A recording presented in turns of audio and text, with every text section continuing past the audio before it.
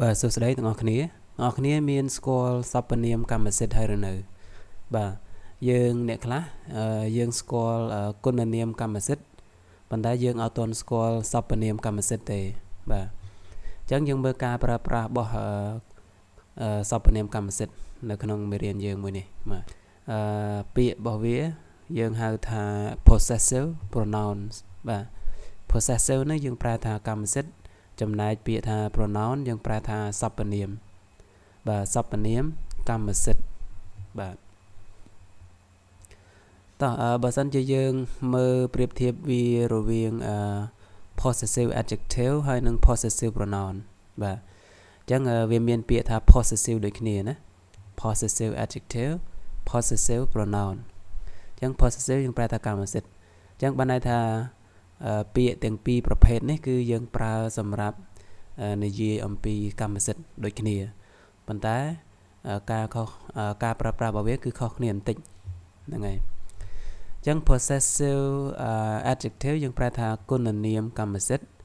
ចំណែកឯ possessive pronoun យើងប្រើថាសព្វនាមកម្មសិទ្ធិតោះយើងមាន7ដូចគ្នាខ្ញុំបញ្ជាក់ទាំងអស់គ្នាបន្តិចកន្លែងសព្វនាមកម្មសិទ្ធិកន្លែង it's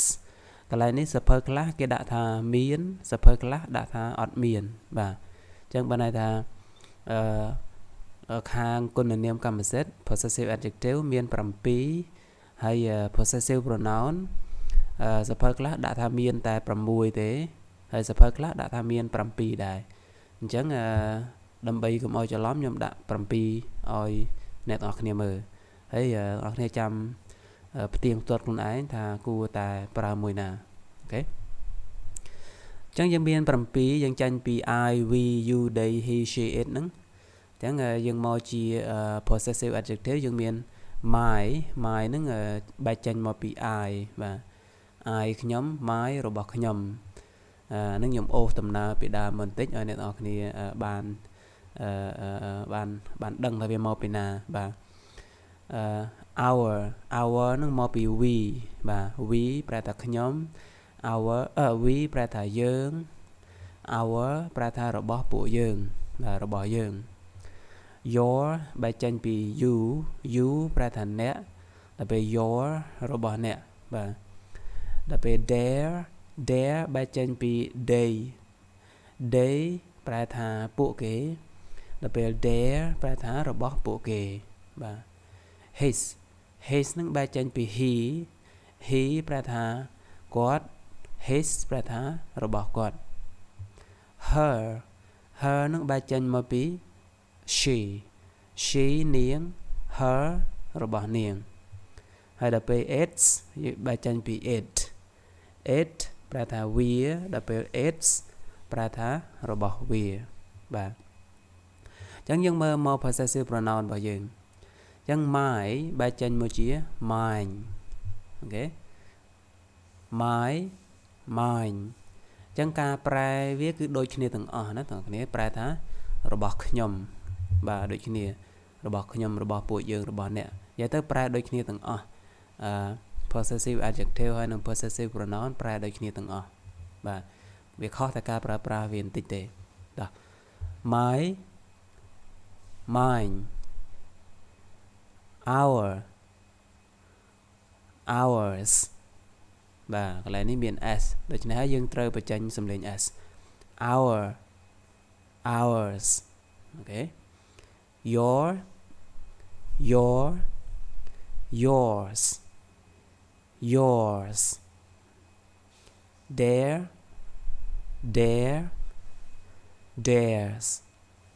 theirs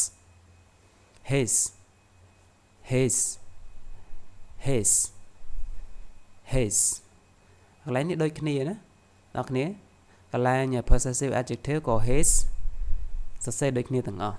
ដល់ពេល possessive pronoun his បាទដូចគ្នាទាំងអស់ដល់ពេល her hers ហើយ it's មកជា possessive pronoun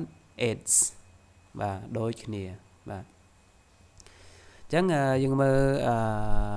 pronoun để đôi khi cứ dương mơ từ lời his và his những đôi khi possessive adjective hay là possessive pronoun đôi khi hay it's có đôi khi đấy possessive adjective hay là possessive pronoun và ta dươngចូលទៅមើលការប្រើប្រាស់របស់វាតែម្ដង possessive adjective បាទ possessive adjective are used before nouns ម្ដងទៀត possessive adjectives are used before nouns បានន័យថាគុណនាមកម្មសិទ្ធិត្រូវបានប្រើនៅមុខនាមបាទនៅខាងមុខនាមទេអញ្ចឹងនៅក្នុងប្រយោគនេះThis is my book This is my book បាទ my នេះគឺជា possessive adjective អញ្ចឹង book គឺជានាមបាទអញ្ចឹងបានន័យថា possessive adjective គឺវាប្រើនៅមុខមុខនាមបាទ before noun អញ្ចឹងច្បាស់ហើយណាកន្លែងនេះហើយយើងចូល possessive pronoun possessive pronoun are used alone possessive pronouns are used alone បានន័យថាសព្វនាមកម្មសិទ្ធិត្រូវបានប្រើតែឯងបាទអញ្ចឹងវាអត់មាននៅមុខនាមទេគឺវាឈរតែឯងបាទអញ្ចឹងយើងមើលឧទាហរណ៍ខាងលើគឺ this is my book ដល់ពេលយើងប្រើ possessive pronoun the book is mine the book is mine បាទអញ្ចឹងយើងប្រែដូចគ្នាអានេះក៏របស់ខ្ញុំ my នឹងក៏របស់ខ្ញុំ mine នឹងក៏របស់ខ្ញុំប៉ុន្តែវាត្រូវថែមនាមsorry វាអត់មានឈរនៅមុខនាមទេហ្នឹងហើយអញ្ចឹងmy book សៀវភៅរបស់ខ្ញុំ this is my book នេះគឺជាសៀវភៅរបស់ខ្ញុំដល់ពេលខាងក្រោមយើងប្រើ possessive pronoun the book is mine the book is mine បាទសៀវភៅគឺរបស់ខ្ញុំបាទឃើញប្រែរបស់ខ្ញុំដូចគ្នាបាទ mine the book is mine បាទសៀវភៅគឺរបស់ខ្ញុំអញ្ចឹងយើងមើលទៅការប្រើប្រាស់របស់វាគឺវាខុសគ្នាបន្តិចទេយើងចូលទៅឧទាហរណ៍ទាំងអស់គ្នាតែម្ដងតោះបន្ទាប់ពីមើលឧទាហរណ៍នេះប្រហែលជាអាចកាន់តែច្បាស់បាទយើងមើល mine បាទ this is my book អានេះយើងប្រើ possessive adjective my ដល់ពេល possessive pronoun បាទដាក់ចេះទៅឲ្យទាំងអស់គ្នាស្រួលមើលអូខេអញ្ចឹង this is my book the book is mine បាទឃើញទេis this your pencil yes it's yours អញ្ចឹងកន្លែងនេះyour pencil បាទ pencil គឺជា noun បាទ your pencil អញ្ចឹង possessive adjective វាត្រូវតែនៅមុខ noun បាទអូខេអញ្ចឹងវាត្រឹមត្រូវតាមទម្រង់គេហើយបាទ yes it's yours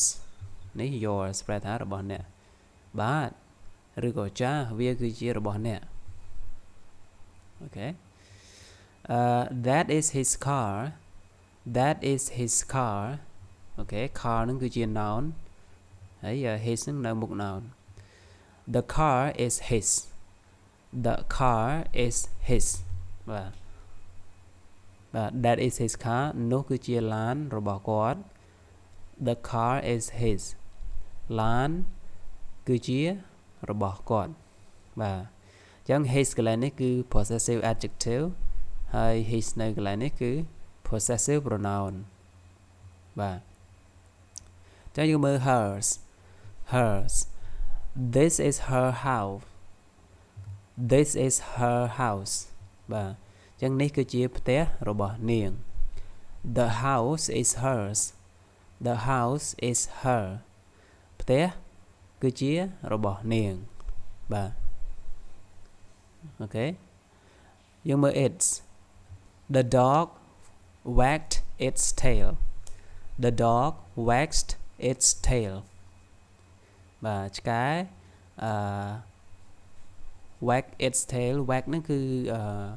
កវីកតុយបាទវាលលាស់វាកវីកតុយទៅវិញទៅមកបាទ wagged its tail កតុយរបស់វាហើយអត់មានទេនៅក្នុងits ជា possessive adjective ហ្នឹងជា possessive pronoun ហ្នឹងអត់មានទេដូចខ្ញុំបានបញ្ជាក់អ្នកទាំងអស់គ្នាមិញថាសភៅខ្លះមានសភៅខ្លះអត់មានទេបាទអញ្ចឹងបានន័យថា possessive adjective មាន7ដល់ពេល possessive pronoun មានតែ6ទេបាទអញ្ចឹងយើងមើលទៅ ours that is our garden បាទ garden គឺសួននោះគឺជាសួនរបស់ពួកយើង the garden is ours the garden is ours សួនគឺជារបស់ពួកយើងបាទ theirs យើងមើល theirs this is their cat this is their cat បាទនេះគឺជាឆ្មារបស់ពួកគេ the cat is theirs the cat is theirs បាទឆ្មាគឺជារបស់ពួកគេបាទអញ្ចឹងកន្លែងនេះច្បាស់ហើយណាថាយើងប្រើ possessive adjective គឺវាតែងតែនៅជាប់ជាមួយវាតែងតែនៅខាងមុខនាមបាទ book pencil car house tail garden cat ទាំងអស់នេះសុទ្ធតែជានាមបាទដល់ពេលយើងប្រើ possessive pronoun អត់មាននាមនៅពីក្រោយទេបាទគឺយើងប្រែថារបស់យើងប្រែយកបដ ாய் បាទអញ្ចឹងអធិស្ឋានផងបងប្អូនគ្នាដោយសារខ្ញុំវាចេះតែបើសិនបកប្រែជាភាសាខ្មែរទៅវាចេះតែឆ្កងណាបងប្អូនគ្នាដោយសារវេយ្យាករណ៍នេះនៅក្នុងភាសាខ្មែរយើងវាអត់មានទេដូច្នេះពេលដែលយើងបកទៅវារៀងឆ្កងតែបើសិនជាទាំងអស់គ្នាគិតជាលក្ខណៈជាក្នុង context បរិយាប័ត្ររបស់វេយ្យាករណ៍ភាសាអង់គ្លេសវានឹងអាចថាអ្នកទាំងអស់គ្នាយល់លឿនជាងបាទអ្នកគ្នាកុំព្យាយាមប្រៀបធៀបមកខ្មែរអីបើសិនជាយើងនៅតែព្យាយាមប្រៀបធៀបទៅវាពិបាកក្នុងការយល់បន្តិចអញ្ចឹងយើងព្យាយាមបង្កើតនៅ concept ថ្មីថាវេយ្យាករណ៍អង់គ្លេសហ្នឹងគឺវាអញ្ចឹងឯងបាទអញ្ចឹងនៅពេលដែលយើងរៀនវេយ្យាករណ៍បាននិយាយទៅវេយ្យាករណ៍វាក៏សំខាន់ខ្លាំងណាស់ដែរក្នុងការនិយាយហើយនឹងសរសេរបើសិនយើងចេះវាបានច្រើនបន្តិចក៏ល្អដែរកុំឲ្យយើងអាសាមានកំហុសឆ្គងច្រើនពេកនៅក្នុងការនិយាយនិងការសរសេរហើយភាគច្រើននៅពេលដែលអ្នករៀន grammar បានចេះពេលដែលគាត់រៀនទៅដល់ថ្នាក់ខ្ពស់គឺវាងាយស្រួលដែរហើយភាគច្រើនគាត់រៀនឡើងទៅរហូតវាអត់ចាល់បើសិនជាគ្នាយើងដែលអត់សូវចេះ grammar អាចថារៀនតិចទៅដល់កម្រិតមួយដែលវាចាល់វាទៅមុខអត់រួចហ្នឹងបងប្អូនគ្នាអញ្ចឹងវាចេះតែសពិលរហូតអញ្ចឹងណាបាទអញ្ចឹងយូរទៅយើងអាចនឹងបាក់ទឹកចិត្តតែមិនអីទេអ្នកដែលមិនសូវចេះ grammar ក៏អាចពង្រឹងពីឥឡូវនឹងទៅបានដែរបាទអូខេអញ្ចឹងសម្រាប់ possessive pronoun ថ្ងៃនេះខ្ញុំមានតែប៉ុណ្ណឹងហើយបើសិនជាអ្នកនរគ្នានៅមានការសពិលឬក៏ឆ្ងល់កន្លែងណាអាចសួរខ្ញុំបន្ថែមមកហើយវាពិបាកណាស់ក្នុងការដែលយើងបង្រៀន